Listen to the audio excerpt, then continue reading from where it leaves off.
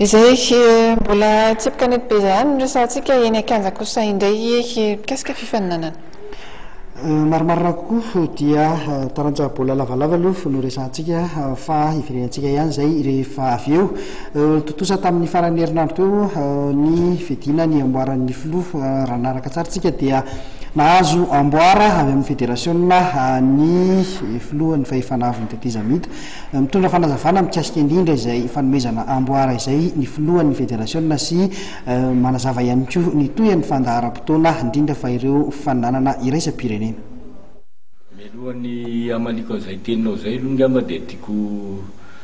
mariana kely sy tiako songadina kely fa niavaka mahitsy iny coupe du président 2012 iny zany ary ny antony moa akoatran'ny hoe mahafaninana azy amin'izay coupe du président zay zany dia nanoloran'ny fédération malagasy ny rugby coupe ho an'ny filohan'ny teteza mita zay mendrika n'izany fanolorana coupe zany satria raha sport moa zany no resahana dia tsisy afa-tsy médaille sy coupe no zava-dehibe atolotra ny olona mpandresy satria amin'ny tontolo baolina lavalava sy ny fédération malagasy ny rugby dia nivoaka mpandresy tokoa ny filohan'ny teteza mita tamin'ny fanamby zay nataony ho an'ny tontolo rugby nanaovan'ny kianjan'ny makia tao anatin'ny 9 bolana akoatran'izay dia ny fanapiny ny équipe nationale malagasy zany ny Makia de Madagasikara mba hifantoka tanteraka tokoa ao anatin'ny lalao ary rosorosy koa amin'ny sehatry ny matianina. Dia inona zany zao ny toyan'ny fandaharam-potoana? Ny toyan'ny fandaharam-potoana moa zany dia mbola isy ny champion de Madagasikara Elita Dio zay ataony Antsirabe amin'ny fenoan'ny vola marsa 10 marsa zany ny antony natarany moa dia averiko indray fa noho ny fanamboarana ny kiandrany velodrome zay tokony anaovana an'io lalao io zany vita io